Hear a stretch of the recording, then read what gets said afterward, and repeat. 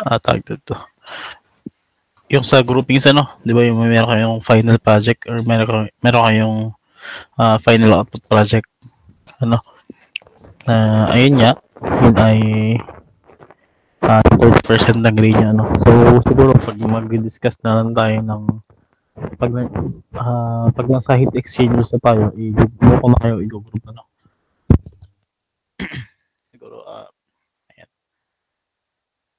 Then yun, ayan.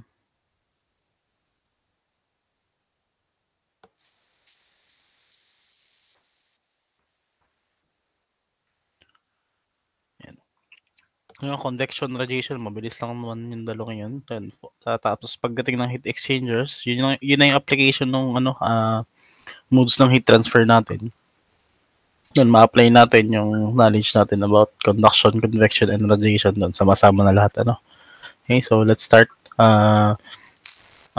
Yung topic natin for today ay convection, ano. Ano lang naman, fundamentals lang ng convection. Pero ito, ano ko naman, medyo may idea na tayo, no? Kasi na-discuss na natin briefly nung sa introduction ng heat introduction or overview ng heat transfer, ano. Ayan. So, sige, start na tayo, no? Let me share my screen. Ay, pindot ko lang.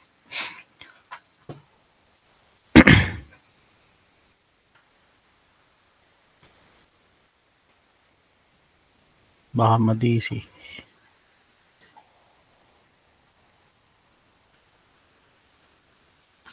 Mga nasa biyahe.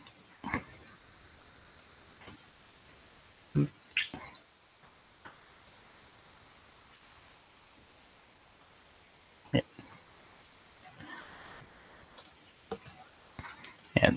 Kita nyo na ba? Yes po, sir. Kita na po. Okay, sige. So, ito, itong topic natin ay, yan, heat transfer by convection, ano. So, first, yan, nasa second mode tayo ng heat transfer. Okay, so, ayan, let us first define what is convection, ano. So, ayan. So, convection, siya daw ay mode of heat transfer between a solid or liquid surface and its adjacent liquid or gas that is in bulk motion. Okay? So, it involves combined effect of conduction and fluid motion. Ano? So, kung ma-recall nyo yung conduction, di ba? Conduction involves two solid surface, ano. Pero dito, anong pinagkaiba ni convection? Convection is, pwedeng solid din siya, solid surface, pero meron siyang, magkakaroon siya ng bulk motion daw. Ano, kaya, kung mapapansin nyo, sa definition ng convection natin, it involves the combined effect of conduction and yung fluid motion. So, yung ano natin, yung conduction natin, kasama pa rin dito. Madagdagan lang siya ng fluid motion. And, nakita nyo naman, may fluid motion. So, babalikan natin yung some principles sa fluid mechanics, ano, since involved yung fluid motion. Yan, ano. And, we can generate the general equation for heat rate for convection. Saan natin makuha? Sa Newton's law of cooling. Ano? Yan. Ito yung ating formula.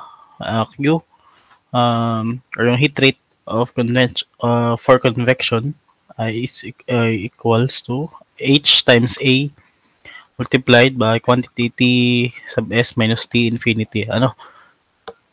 Okay? So, i-ano natin. Yung H natin, parang mapansin nyo, yung general formula natin, general equation, parang pakatulad lang siya nung sa conduction, di ba? Di ba sa conduction, Ka delta T lang, di ba?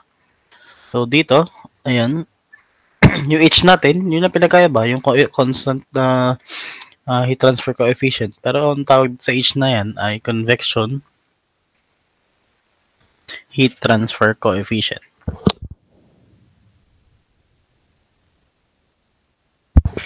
Ayan, so isulat natin dito. no? Para tayo ay merong guide.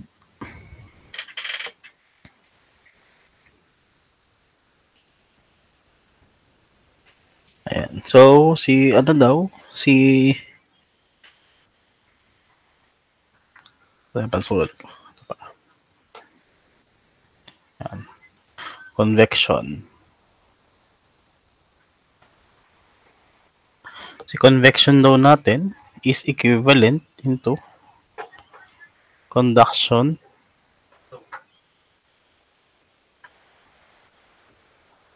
plus yung ating bulk motion. Ano? Or ano pa ang other term natin dito? Pwede na siyang fluid motion. Okay? So yan, magka-conduction din siya pero may additional siyang fluid motion. Ito tapos na tayo dito diba sa conduction. So balikan natin. Ayan. So meron tayong two types of convection. Ano? So dalawa, forced convection and natural or free convection. Okay?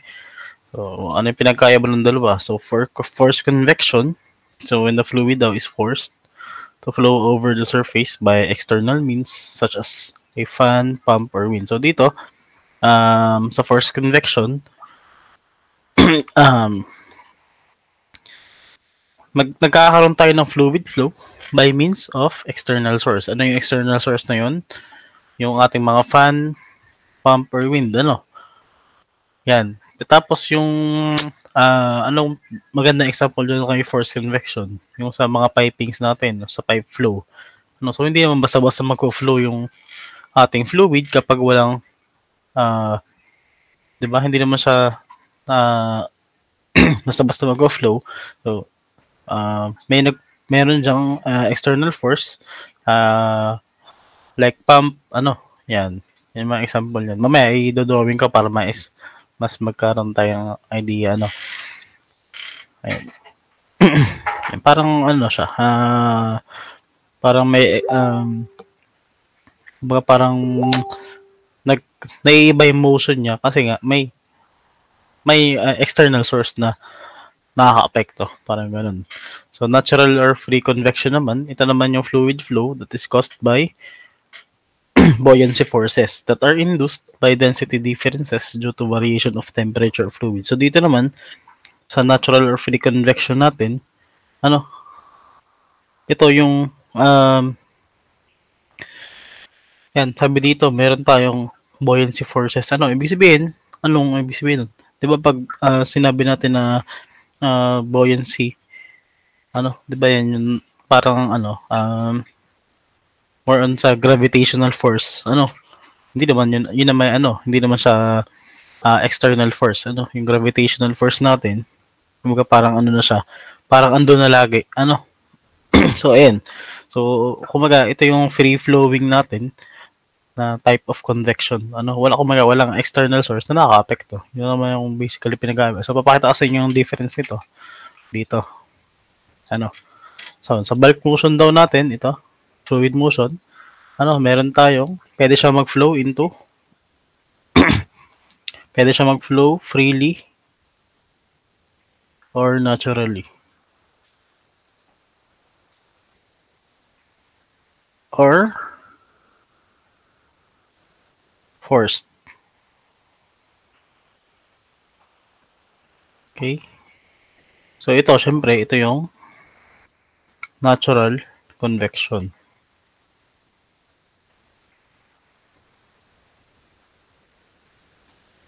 Ito naman yung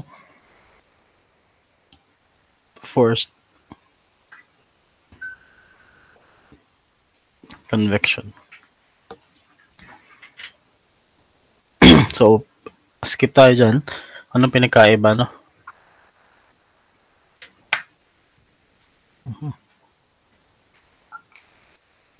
So, unahin natin si forced.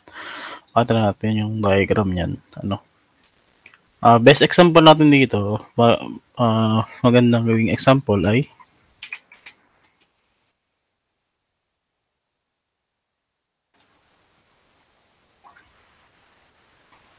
flat plate. Sabihin natin may flat plate tayo.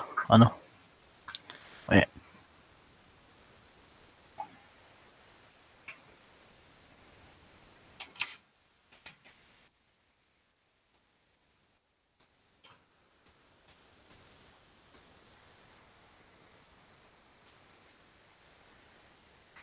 Ano? So, automatic, di ba? Meron yang surface temperature. So, isipin nyo, parang ano lang siya nung, ano siya, flat plate lang ha. So, ito ay flat plate, ano. And syempre, meron yang air dito, di ba?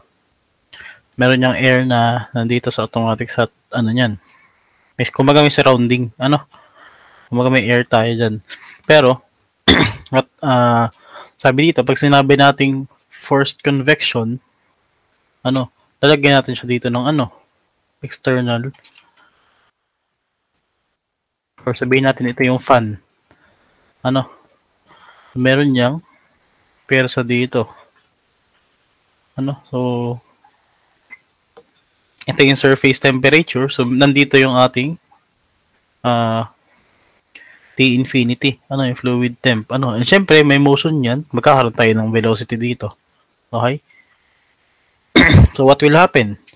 Yung hangin natin dito is mapepersa na pumunta in this direction. Ano, kung ano yung direction ng ating fan. Ayan. So, this one is called, ito yung forced convection natin. Ano, and for natural convection, natin, ano, so sabihin natin meron ulit tayong flat plate.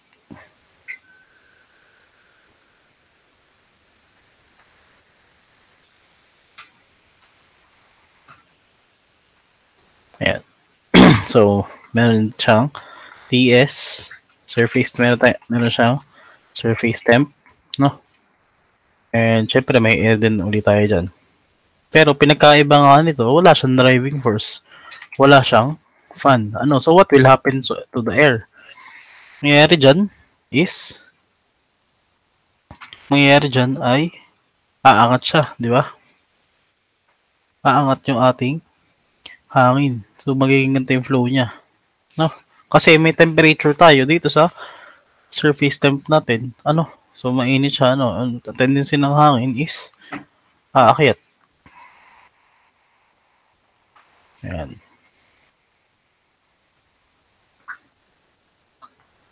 Diba? No? So, itong mga to, yung minimal na flow ng hangin natin paakyat, yan yung ating, nagkakaroon tayo ng small velocities. Ito yung tinatawag, ano? Kasi, wait. So, mga pinsan nyo, sa halip na, dito sa taas, sa halip na,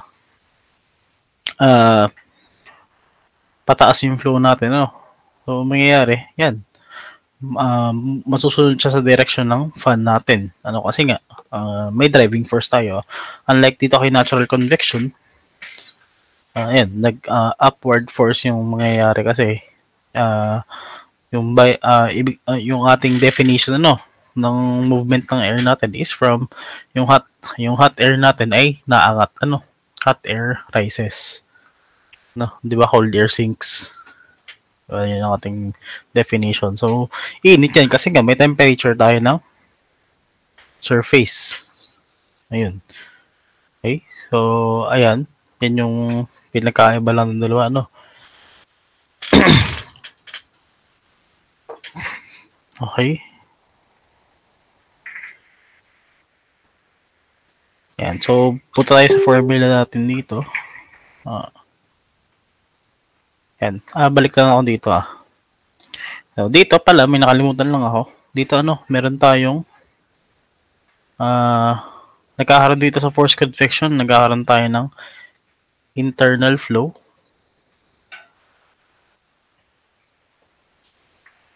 And nagkakaroon tayo ng external flow. Okay?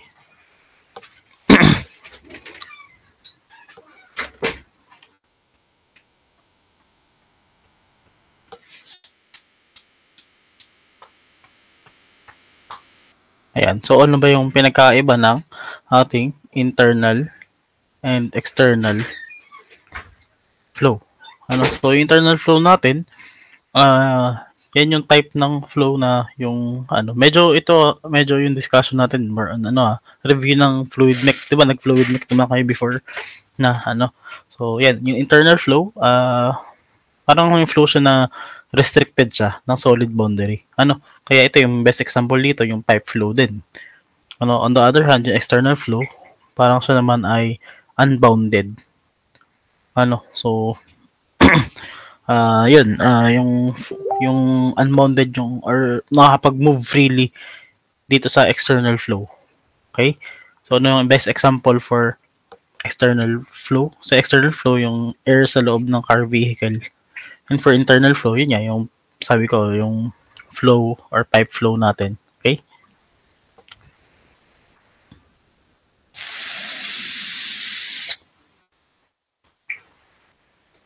Ayan. Then,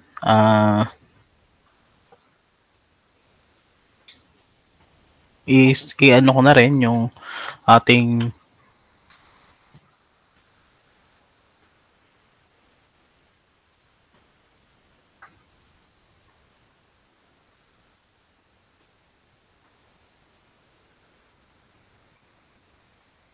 wait lang .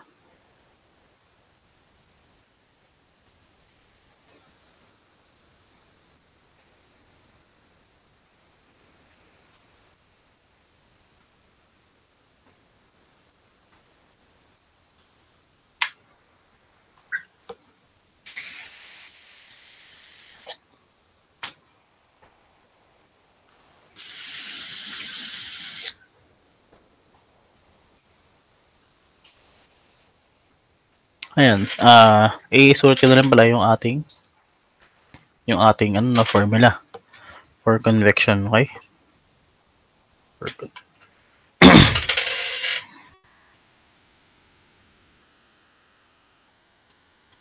Q is equal to HA by ating formula, para hindi lang kayo malito, i-ano natin. Minsan kasi sa ibang libro, iba-iba yung iba-iba yung ating So ito is for convection So ito, syempre, same pa rin dun sa conduction. So yan yung rate of convection. And meron tayong unit dyan na watts. Okay? Yung H natin, yun lang yung naiba. So ito yung convective heat transfer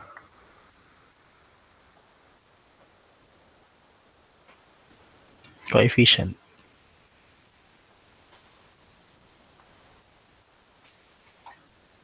Unit natin dito is watt per meter squared Kelvin, or sometimes pwede rin siyang watt per meter squared Celsius, per degree Celsius.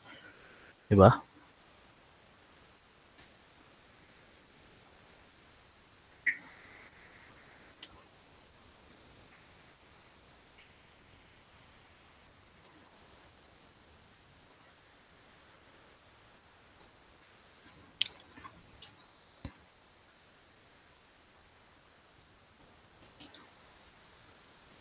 Yan, okay?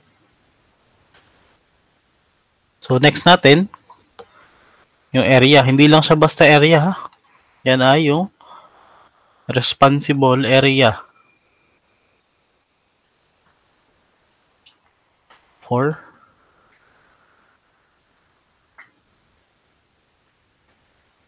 convection.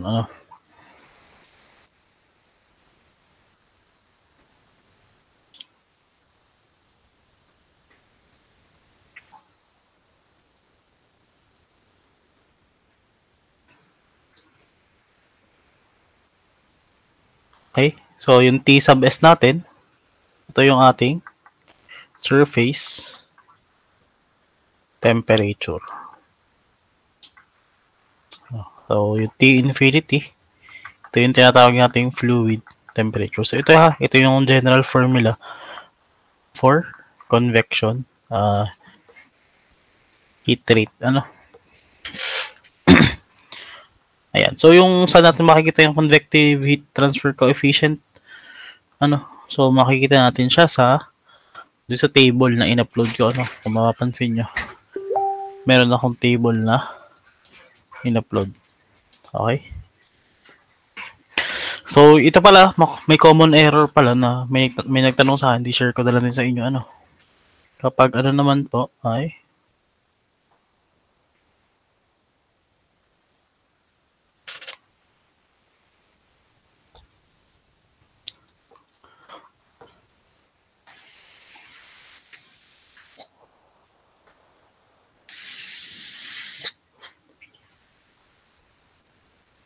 ito example. Paano daw kapag ganito ang given? Halimbawa, ito yung given na H, yung ating constant na coefficient. Tapos, ang given temperature ay Celsius. Sabihin natin na itong surface temperature natin ay 40 degrees Celsius. Tapos, yung T infinity natin ay 20 degrees Celsius. Yun. Mali na mali na isusubtract nyo to. Isusubtract nyo to, may nagawa kasi, di ba, na TS minus T infinity. Na baka isubtract yan, 40 minus 20, 20 degrees Celsius. And ang given natin ay Kelvin. So, ang ginagawa, saka kina-convert sa Kelvin. Di ba pag kinonvert natin yan, anong sagot? 20 degrees Celsius plus 273.15, 293.15 Kelvin. Pero, actual na dapat sa difference lang sa Kelvin, pag ang tamang paraan natin, di ba, yung lagi kong sa mga solutions natin, laging convert lang muna ito into Kelvin. Convert to into Kelvin. And then dapat ang delta T lang natin dyan ay 20 Kelvin. No, so, ang layo ng difference, di ba? Kita nyo ba? 20 Kelvin lang, yung isa 293.15 Kelvin. So, pag nag-add tayo dito ng 273 plus 273, di ba, mananeglect lang, no? So, ito yung tama, 20 Kelvin lang, So, ingat kayo sa ganun. Ayan. So, skip tayo dito, no? So, yan, punta naman tayo dito sa Nusselt number. Ito, Nusselt number. Ayan. So, itong Nusselt number, siya daw ay dimensionless number. Meaning, wala tong unit, So, ito, it is also known as dimensionless convective heat transfer coefficient. Again, ito rin ay para siyang ratio ng convective to conductive heat transfer at a boundary in a fluid. Okay? So, convection, ayan. Tapos pag may nakita na basa kayo or halimbawa sa exam, nakita nyo, enhancement of heat transfer. Yan, ito na yun. It represents the enhancement of heat transfer due to bulk fluid motion over a surface with respect to the heat transfer by conduction. So, ito na yung Nusselt number na yun, no? And we are given by the formula N of Nusselt number, yung H times LC all over yung inverted Y na yan yung thermal conductivity, yan lang yung symbol na ginagamit dito sa kasi some other references ganyan yung ginagamit, pero yan sa atin yan yan yung letter K, so tapos may mapapansin kayo dyan, yung LC, yun yung characterized length, ang LC yung ating characterized length. So, ano ba yung ibig sabihin ng characterized length pen? So, papakita sa inyo, no?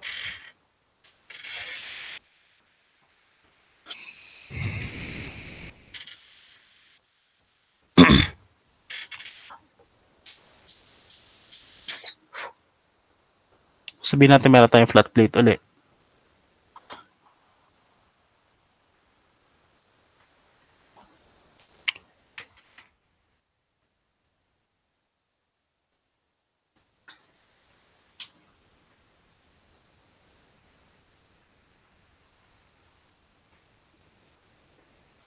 1,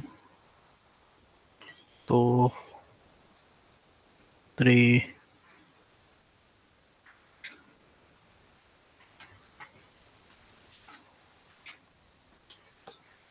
oh. So, ito, parang flat plate lang yan. Ginawa ko lang siyang x-axis, ah. So, imagine nyo, para siyang flat plate. Para siyang flat plate, ano. Ginawan ko lang ng ganyan. Ano, tapos, sabihin natin siya ay forced convection. Sabihin natin meron siya dito. T infinity, meron din siyang velocity. Ano? So, syempre, meron din niyang surface temperature. So, bakit ko nilagyan ng label yan? Ano? So, kasi, yan yung makikita nyo na dito sa convection, merong characteristic each length na makikita natin. Kasi pag ginraph natin yan, so ito, pag ginraph yan, sa natin.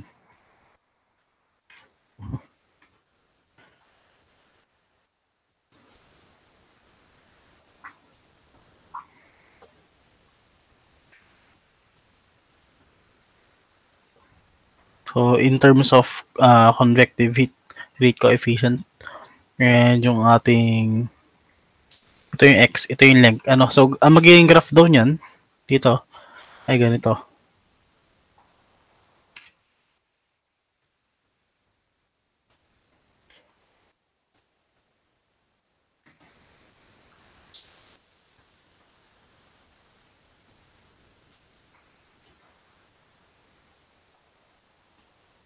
Magiging ganyan daw siya, ano.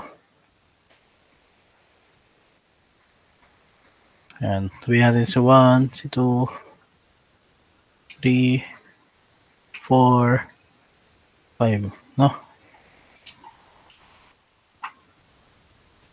Lagyan ito si 1. So, para natin i-interpret tong graph na to. Ano? So, mapapansin nyo, ito yung length, So, ibig sabihin, pag interpret natin yung graph na to, so at point 1, mapapansin nyo, mataas pa yung heat rate, yung heat rate coefficient natin, convective heat rate coefficient, mataas pa siya. And habang nalayo siya dito sa starting point natin ng plate, is nababa yung ating coefficient value, So, hindi natin pwede, unlike dun sa conduction, di ba yung counterpart dito sa conduction ay yung K, thermal conductivity. So, dito, hindi equal, hindi constant lagi, and hindi natin, hindi siya equal. H1 is not equal to H2.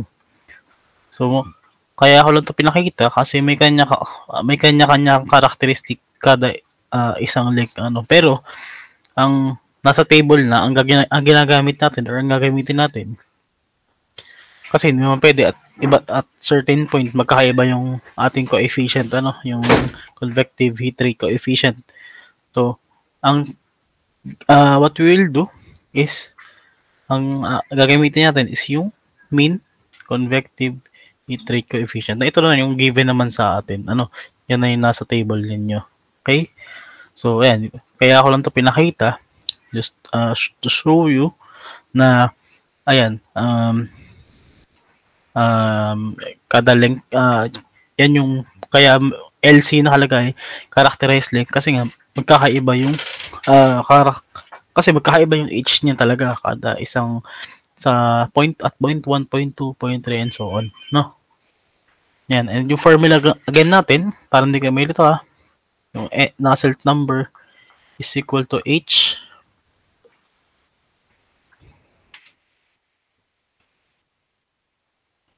LC all over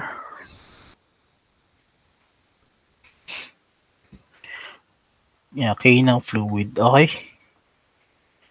Ayan. Diba yung, kasi dun sa ibang libro, yung thermal conductivity, ang symbol niya ay pagkapaganto. Kakaiba. Pero, ito na tayo sa K na. Okay na yung K. Diba? Hindi naman tayo nasanay na. But, tayo nyo, sir, but may mga K pa nasa convection. Diba? Yung by definition nga, yung ating convection is conduction pa rin, pero may additional na fluid or bulk motion. Okay? So, ayan. So ano ba yung mga values ng ating Nusselt number? Ano? So ito take note of this So ito. Kapag daw yung Nusselt natin, dito ang nalagay. Pag Nusselt natin is less than 1, pag lumabas sa inyong Nusselt number less than 1, ibig sabihin meron kayong error sa calculations ninyo. Ano?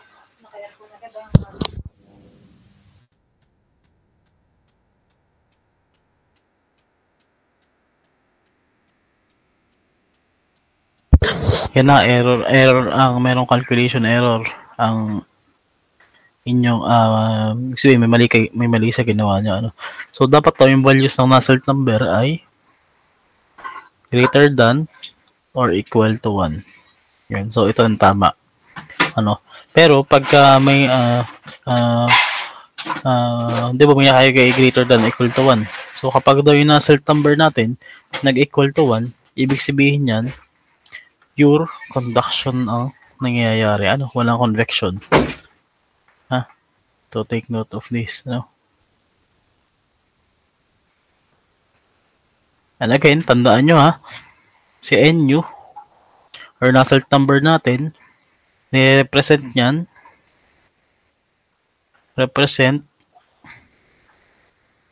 enhancement of heat transfer. So take note of that.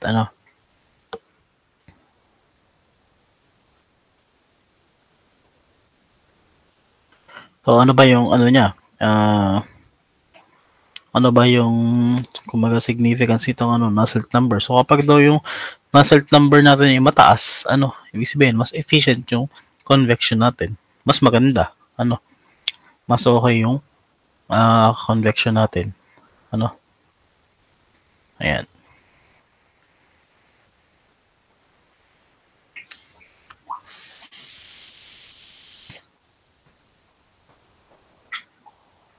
And again, Nusselt number natin ratio siya ng convective coefficient all over conductive component natin. Convective heat transfer over conductive heat transfer. Para siyang ganun. Okay. So, next na tayo. Tapos tayo sa Nusselt number. So, yan. Flow regimes. Familiar naman kayo dyan. Sige, tatanungin ko kayo yan. Laminar flow and turbulent flow. Ano yung pinagkaiba ng dalawa? Sinong nakaka-recall pa? Anong pinagkaiba ng laminar? Sige. Hindi na ako mapag-altab. Paano na lang? Anyone? Sir, ang pagkakaiba po ng laminar pati ng turbulent. Ang laminar po ay yung smooth flow lang po. Tapos ang turbulent po yung sabog-sabog na po yung flow ng water. Ayun. Tama. Ayun. Scattered or Ayan, thank you. So, ayun, yung laminar natin, napaka, naman, wag nyo, yan. Kasi, important to? Kasi nga, pinag-aaralan natin yung fluid flow. So, important, di ba, conduction plus bulk motion or fluid motion. So, may fluid flow na kasama. So, we need to know or we need to determine what type of fluid flow yun nangyayari. So, kaya, kailangan din nating aralin kung ano ba ulit yung laminar and turbulent flow kasi we need to determine whether the flow is laminar or turbulent. So yung turbulent laminar daw natin ay siya yung parang pwede natin siya makarakterize as slow moving of water particles or moving in a direct or straight line parang sa dagat yung kalmado lang the other hand so turbulent scattered yun faster moving, characterization ng erratically moving of water. Parang ganun siya. Makikita nyo dito sa drawing, left hand drawing, makikita nyo sa laminar flow, isang diretso lang. Unlike a turbulent, zigzag siya. Okay, so, ayan.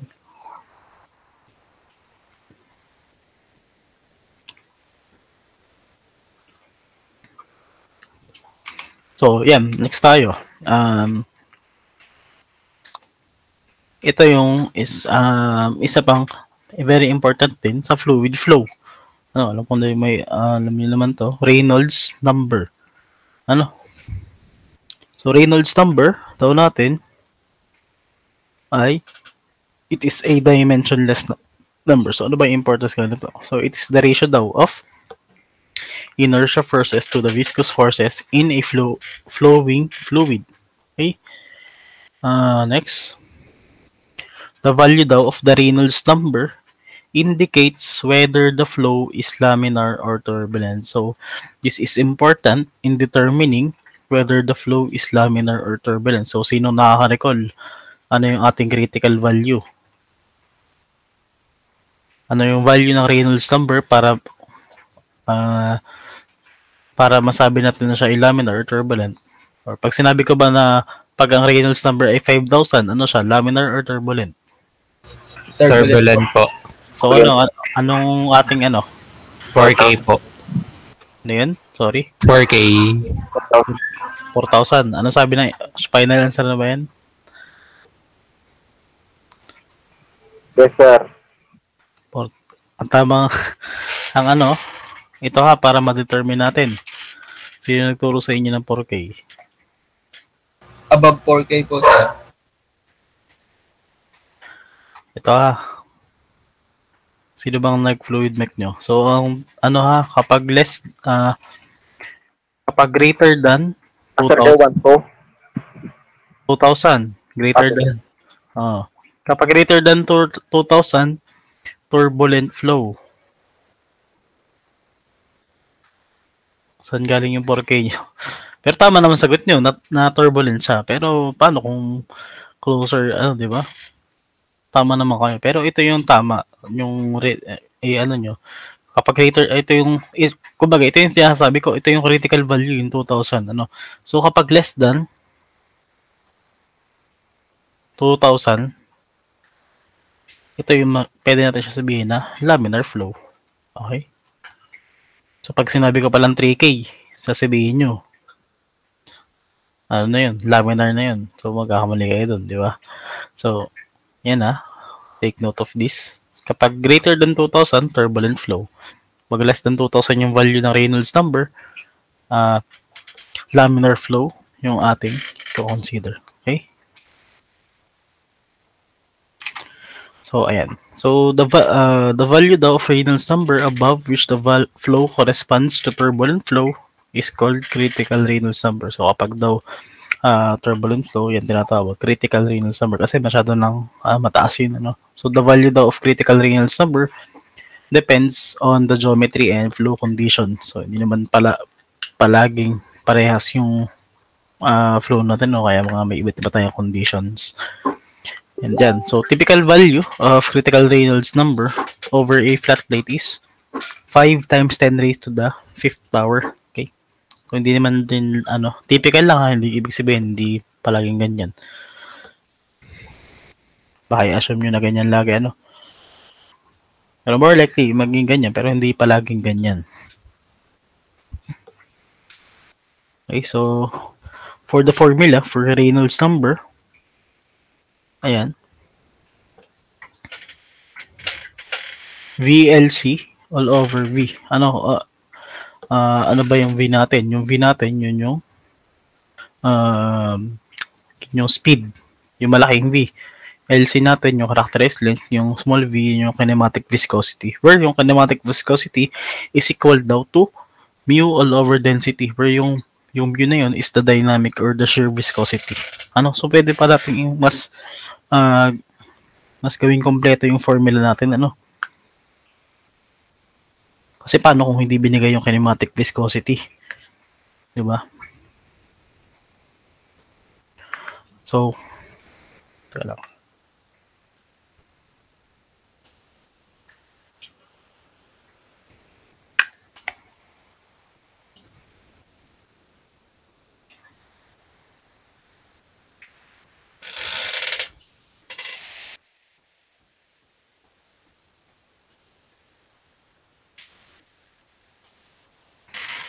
Ayan. So, ilagay natin.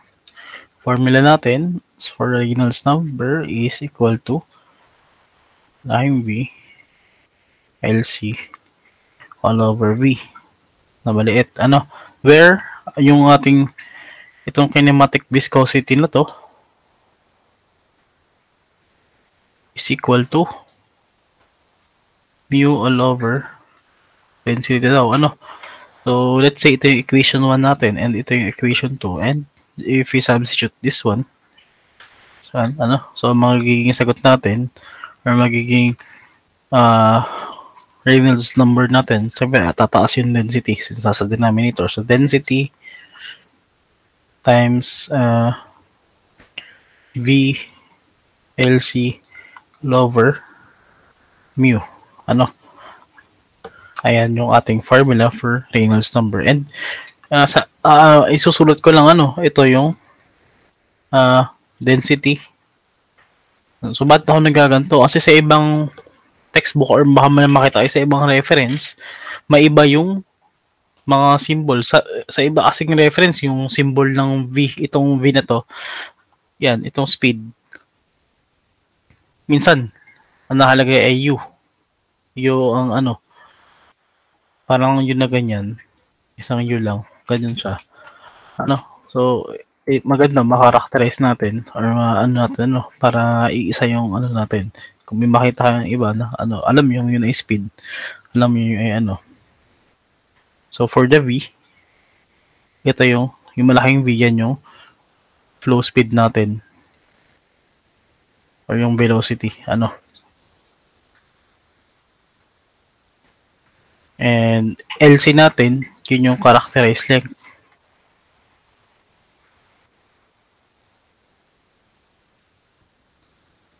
Yung mu natin, yun yung viscosity ng fluid natin.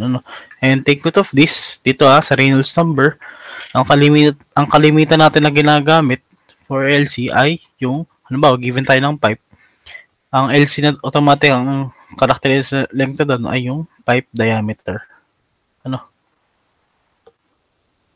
So, pag nakita nyo yung pipe diameter, yun na yun. Yun na yung characterized length para sa Reynolds number. Okay?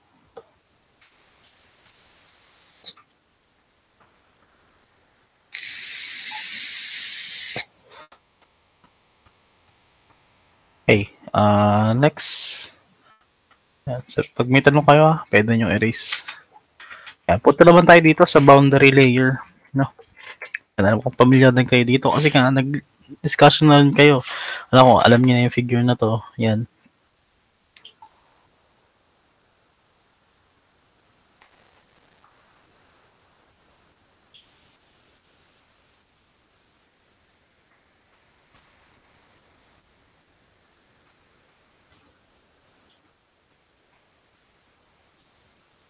So, ano ba yung boundary layer na tinatawag na yan? So, mapansin nyo, yan.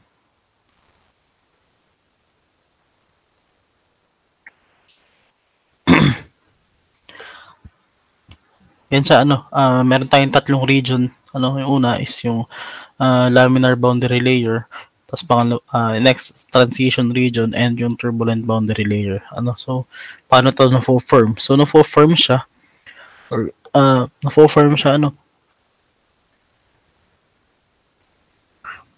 due to temperature gradient. Napag-alala naman natin sa conduction, yung ibig sabihin nung temperature gradient, since paano ba tayo nagkakaroon ng temperature gradient?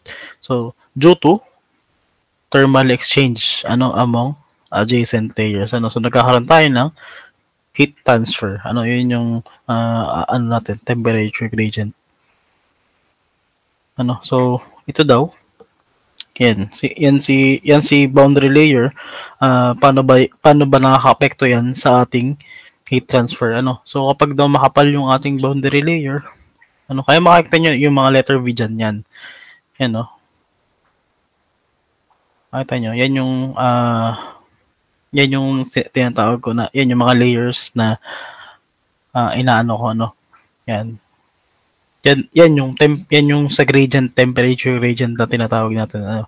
Yan. Kapag makapal nga daw yan, it has a negative effect.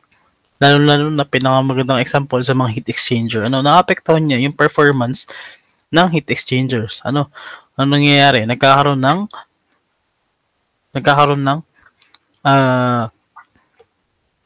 ano tawag dito? Nagkakaroon ng obstruction. Ayun, nagkakaroon ng obstruction or na-prevent yung flow ng heat. Ano? So isipin nyo, parang blanket. Parang makapal na blanket. Ano, kung makapal yung boundary layer natin, ano mangyayari? So the thicker the blanket, the higher the insulation. Ano? So hindi siya ideal sa mga heat exchanger kasi yung main objective ng heat exchanger ay to conduct heat from fluid to a wall surface and yun, vice versa lang. Ano? So ang goal natin is syempre manipis lang yung ating boundary layer. Ano? So pero yan yung syempre unang natin, yung laminar, then dadaan siya sa transition and turbulent. Ano? Okay? So yan. Next one, meron tayong tinatawag na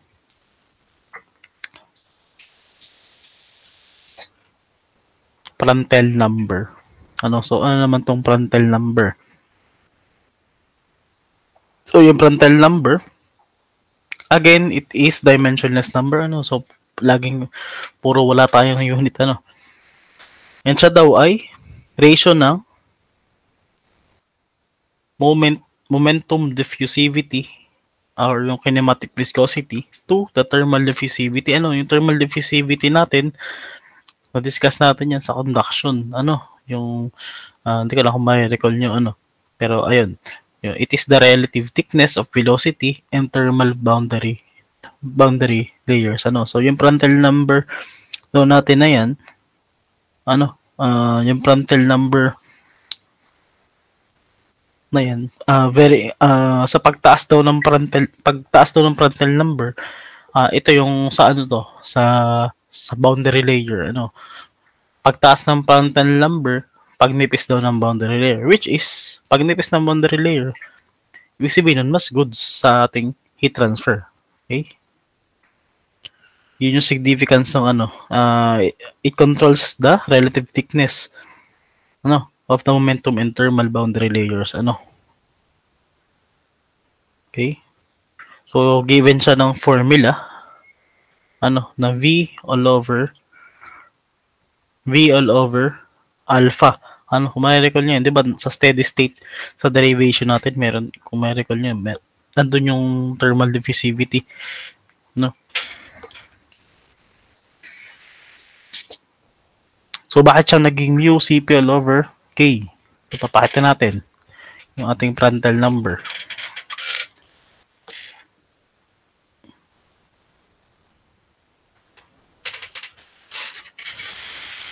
For our PR,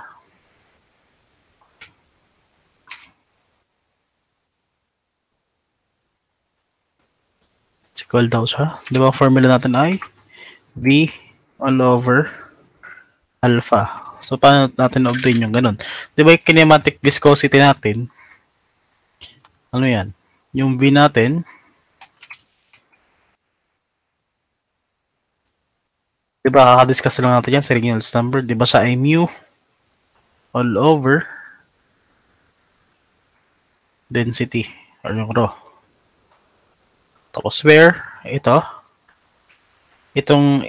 isa, ito yung kinematic viscosity, ito yung thermal diffusivity. Yung alpha natin, ano, ang formula natin for thermal diffusivity, hindi ko alam kung ano nyo, di ba siya ay yung thermal conductivity all over density Cp, tanda pa ba?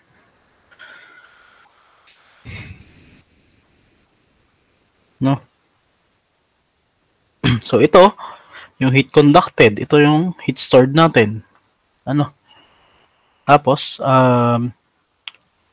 now we can substitute. Sabihin natin ito yung equation 1. Tapos ito si 2 and 3.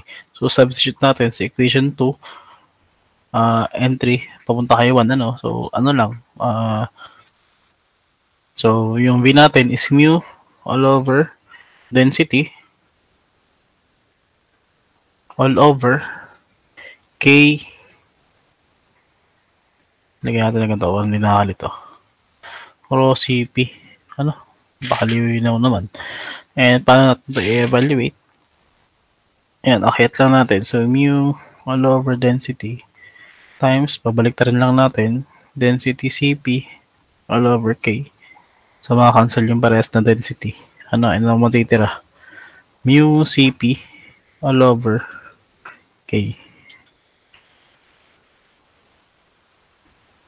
Again, kung babalikan natin dito, yan yun, no? Yung K natin, di ba yung inverted Y, yun yung ating K, or yung thermal conductivity natin. Ano? Ayan, so ito yun. Ito yung formula ng ating Prandtl number. Okay? So, yung atin, again, yung mu natin, siya yung viscosity of fluid. Ano, yung atin namang CP, yan, very familiar naman kayo dyan. Ano, yan yung specific heat capacity. Ano, meron din yan, meron yung mga yan sa table. Kung titingnan nyo. And lastly, yung K natin, yan yung thermal conductivity. Ano, so may thermal conductivity pa rin tayo kasama dito, ano,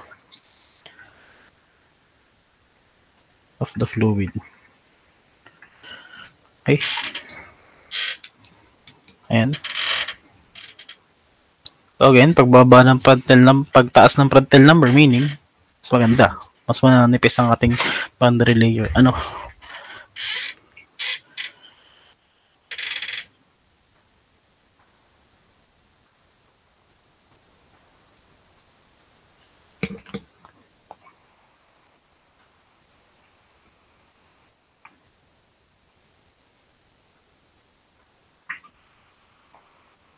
Okay, so move on.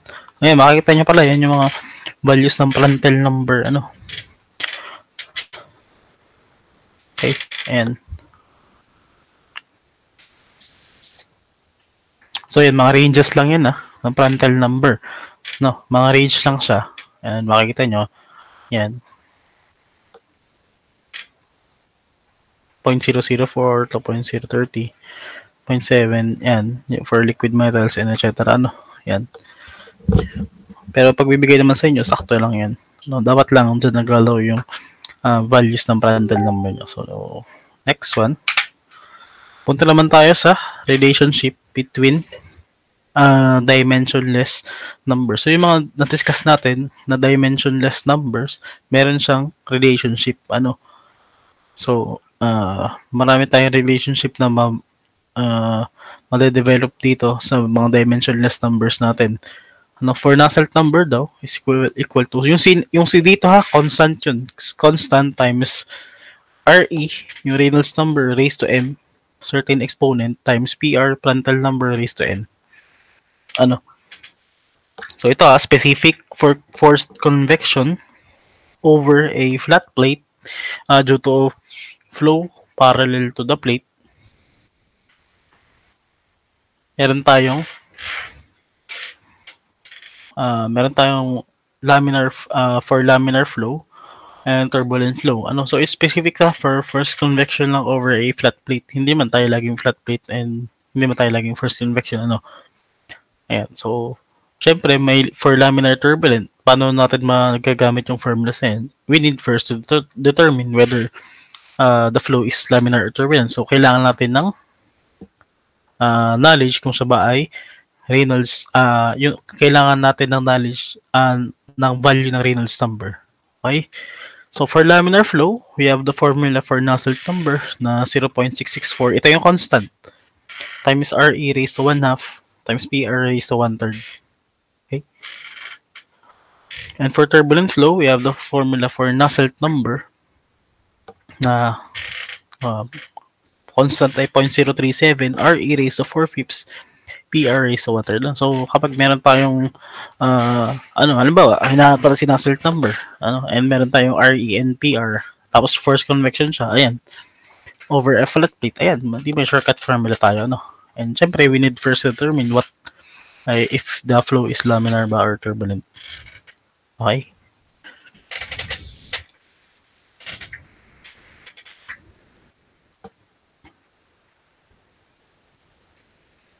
Ayan.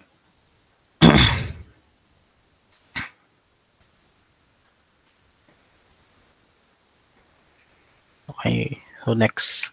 Ay, may problem pala dito, since wala na tayong time, siguro by next meeting natin to, itutuloy. Pero yun, i-summarize muna natin yung ating ito again, fundamentals lang ng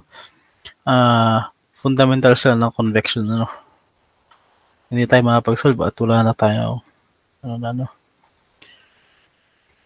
tatlong problem din yun. So yun, sagutan natin yung tatlong problem next meeting. So to summarize, convection heat transfer, yung fundamentals lang. So makaka-apekto dito. Ano yung mga makaka-apekto dito? Syempre yung viscosity, yung thermal conductivity din, yung density, CP. So ano yung mga yan? So yung mga yan ay tawag ay fluid properties. Ano pa? Yung velocity or fluid flow, yung ating surface temp, yung ating fluid temp, area, length, roughness, ng ating syempre yung profile. Yan yung yan yung mga apekto sa ating convection heat transfer, okay? And for velocity or for fluid flow, ito yung natin, meron tayong flow regime. Meron tayong laminar and meron din tayong turbulent. Okay. And again, dito nang galing sa Newton's law of cooling. Newton's cooling law. Yung ating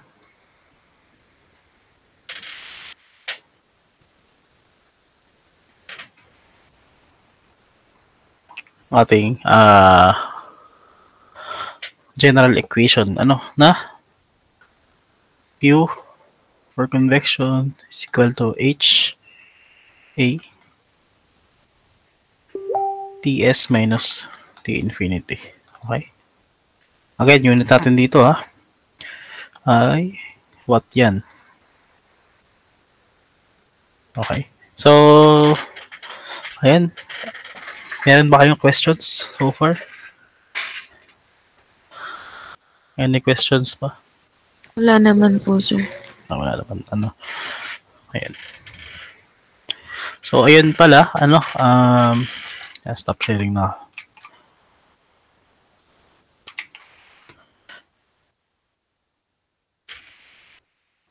Ayan. Bale, sa sunod na meeting natin, ituloy yung magsasolve tayo ng problem. Ano ba yung next meeting pala natin ay gawin kailan nga yung isang Tuesday yung 1 hour natin, Holiday ba next week? Holiday ba na November 2? Hindi ko na sure. Yun, wala pala tayong So, siguro makapag-discuss tayo. Yung 31 naman, Tuesday tayo, di ba? 31 naman ay hindi naman holiday, So, makapag-discuss naman tayo ng problem. Siguro yun, sa isang oras na yun, natin kasi hindi tayo makapag-meet ng November 2 November 2 yung Thursday natin. Face-to-face dapat yun, diba? So, yun. By next meeting, sa October 31, or just Tuesday, yun, i-discuss natin mabilis yung problem, para yun, mapag-utay-utay na tayo ulit tayo sa problem set. Ayan. So, yan magkasagot kayo ng problem set. Nyo. Diba? Yung mga nagsagot, yung mga nakumpilan dyan sa problem set, lugi ngayon. Diba? Sa midterms, Kasi kung kayo mismo nagsagot yan, basic na basic ang midterm exam. Ano? So, yun. Anyway, yun lang muna, ano na, 27. Ayan. Okay. So, sige. Yun muna, for today. Thank you, everyone. I-upload ko na yung ating, PowerPoint or PDF para may reference kayo, And, ayan. Thank you. See you next meeting. Thank you, sir. Thank you rin po, sir. Salamat po, sir.